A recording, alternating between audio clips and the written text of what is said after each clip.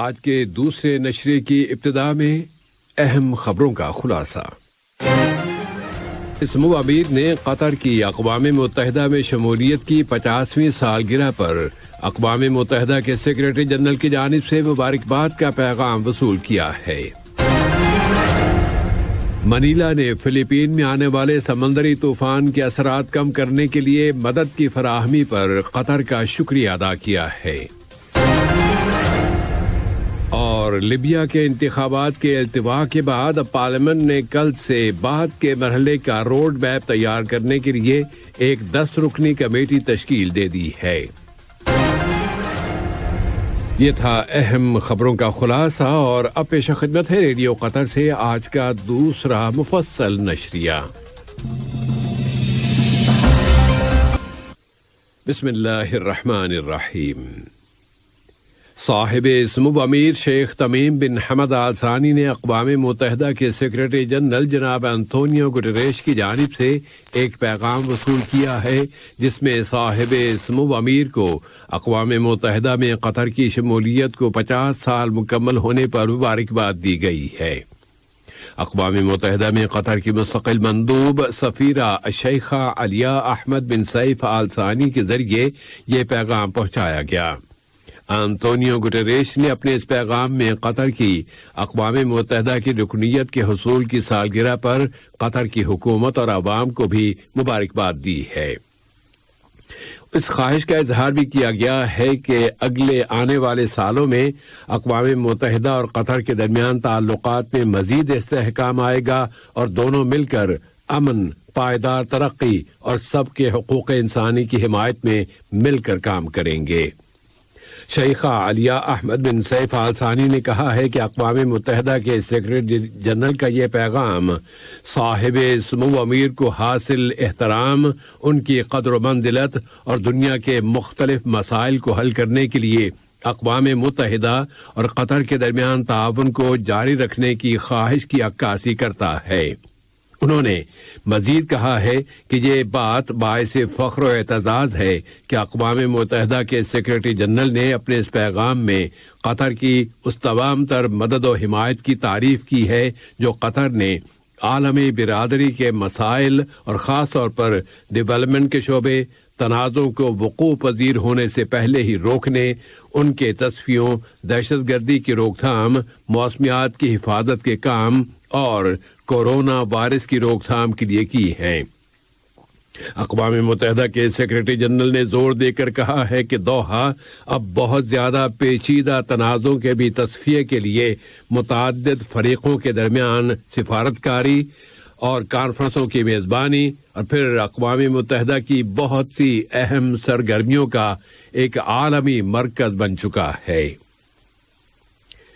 صاحب سمو امیر شیخ تمیم بن حمد آل ثانی نے ملائیشیا کے بادشاہ سلطان عبداللہ رعایت الدین المصطفیٰ باللہ شاہ کے نام ان کے ملک میں آنے والے سیلابوں میں ہونے والے جانی نقصان پر تعزیت کا برقی پیغام ارسال کیا ہے، اور اس میں زخمیوں کی جلد از جلد شفا یابی کی تمنا کا بھی اظہار کیا ہے۔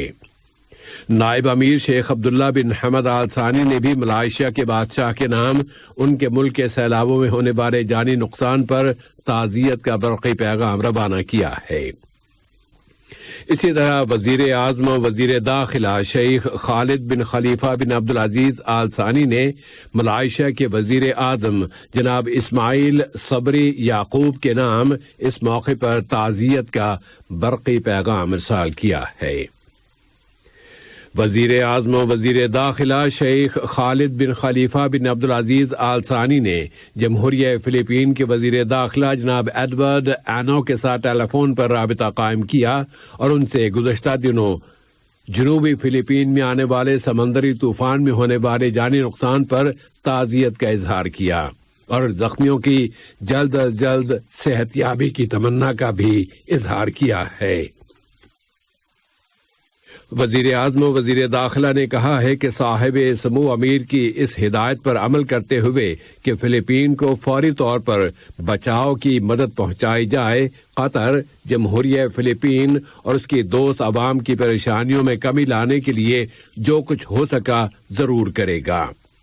جمہوریہ فلپین کے وزیر داخلہ نے قطر کی قابل قدر کوششوں اور فلپین کی حکومت اور عوام کے ساتھ اس کی انسانی یکجہتی کے لیے قطر کی قابل قدر کوششوں پر وزیر اعظم و وزیر داخلہ کا شکریہ ادا کیا۔ اس کے علاوہ ٹیلی فون کے اس رابطے میں دو طرفہ تعلقات و تعاون کا بھی جائزہ لیا گیا ہے۔ قطر میں پیش کی جانے والی ہیلتھ سروسز کے معیار کو مزید سے مزید بہتر بنانے میں قطر کی کامیابیوں کا سلسلہ جاری ہے۔ پھر کورونا وائرس کے ساتھ بہت عمدہ طریقے سے نمٹنے کا عمل بھی قطر کی اہم کامیابیوں میں شمار ہوتا ہے۔ یہاں کی کابینہ نے وزیر اعظم و وزیر داخلہ شیخ خالد بن خلیفہ بن عبدالعزیز آل ثانی کی صدارت میں ہونے والے اپنے معمول کے اجلاس میں کہا ہے کہ اس وبا کی روک تھام کے لیے اب تک اختیار کیے گئے اقدامات اور احتیاطی تدابیر کا سلسلہ جاری رکھا جائے۔ کابینہ نے اس امر پر بھی زور دیا ہے کہ ویکسین کی بوسٹر ڈوز لینے کے لیے اہل افراد کے لیے یہ تیسری ڈوز لینا بہت اہمیت رکھتا ہے۔ اس طرح ہم ملک کے استحکام اور اس میں صحت کی اچھی صورتحال کی حفاظت کر سکیں گے۔ صحت کے شعبے میں قطر کی کامیابیوں کے سلسلے میں وہ عالمی سطح پر وسیع تر تعریفیں اور ستائش وصول کر رہا ہے۔ ریاستہائے متحدہ امریکہ میں صحت کے معیار کو بہتر بنانے سے متعلق انسٹی ٹیوٹ نے حمد میڈیکل کارپوریشن کی اس صلاحیت کی تعریف کی ہے کہ وہ قطر میں صحت کے معیار کو مزید سے مزید بہتر بنا رہی ہے اور ہیلتھ سروسز کے سٹینڈرڈ کو بلند کرتی جا رہی ہے۔ اس امریکی انسٹی ٹیوٹ کے ایگزیکٹو ڈائریکٹر ڈاکٹر خیدار میت نے حمد میڈیکل کارپوریشن کا دورہ کرتے ہوئے اس ستائش اور تعریف کا اظہار کیا ہے۔ یہ دورہ دونوں اداروں کے درمیان اسٹریٹجک پارٹنرشپ کو 10 سال مکمل ہونے کے موقع پر کیا گیا۔ قطر افغانستان کے معاملے میں بھی اہم سفارتی اور انسانی کردار ادا کر رہا ہے اور امریکہ نے قطر کے اس کردار کی تعریف کی ہے۔